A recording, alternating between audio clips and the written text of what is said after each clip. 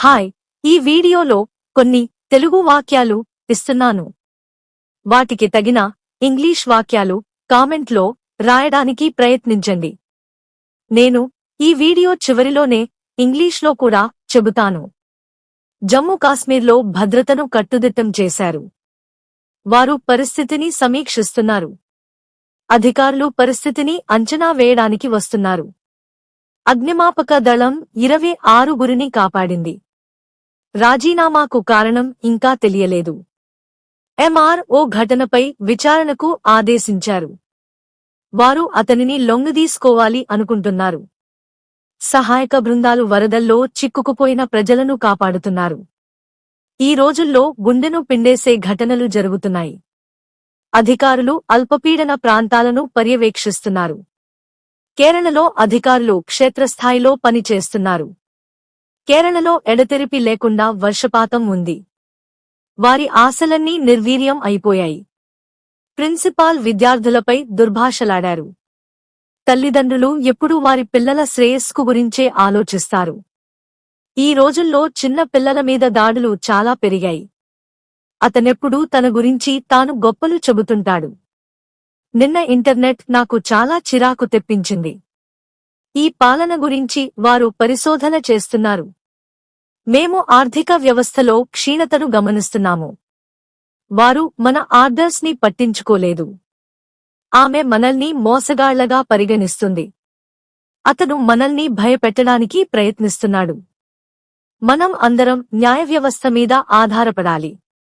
మేము ఒక తీర్మానాన్ని ఆమోదించాము. ఇవే వాక్యాలను ఇప్పుడు ఇంగ్లీష్ మరియు తెలుగులో చూద్దాం. జమ్మూ కాశ్మీర్లో భద్రతను కట్టుదిట్టం చేశారు.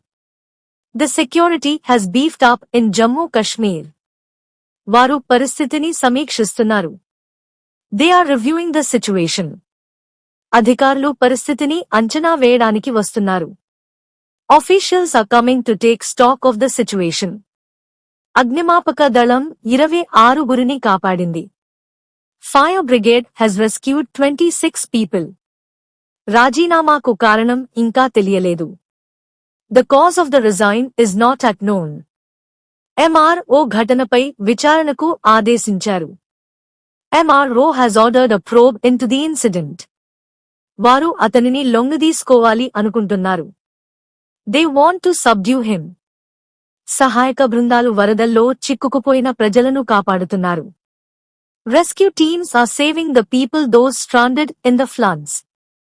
ఈ రోజుల్లో గుండెను పిండేసే ఘటనలు జరుగుతున్నాయి. Nowadays heart-tendering situations are happening. అధికారులు అల్పపీడన ప్రాంతాలను పర్యవేక్షిస్తున్నారు. Officials are monitoring the low pressure areas. కేరళలో అధికారులు క్షేత్రస్థాయిలో పనిచేస్తున్నారు. Authorities are working on the ground on Kerala. కేరళలో ఎడతెరిపి లేకుండా వర్షపాతం ఉంది.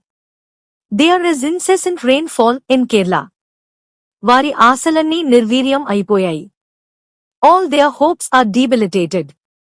ప్రిన్సిపాల్ విద్యార్థులపై దుర్భాషలాడారు. Principal vilified on students. తల్లిదండ్రులు ఎప్పుడూ వారి పిల్లల శ్రేయస్సు గురించే ఆలోచిస్తారు. Parents always think about their children well-being. ఈ రోజుల్లో చిన్న పిల్లల మీద దాడులు చాలా పెరిగాయి. Assaults on children have increased a lot nowadays. అతనెప్పుడూ తన గురించి తాను గొప్పలు చెబుతుంటాడు. Always brags about himself. నిన్న ఇంటర్నెట్ నాకు చాలా చిరాకు తెప్పించింది. Internet irked me a lot yesterday. ఈ పాలన గురించి వారు పరిశోధన చేస్తున్నారు. They are researching about your regime. మేము ఆర్థిక వ్యవస్థలో క్షీణతను గమనిస్తున్నాము.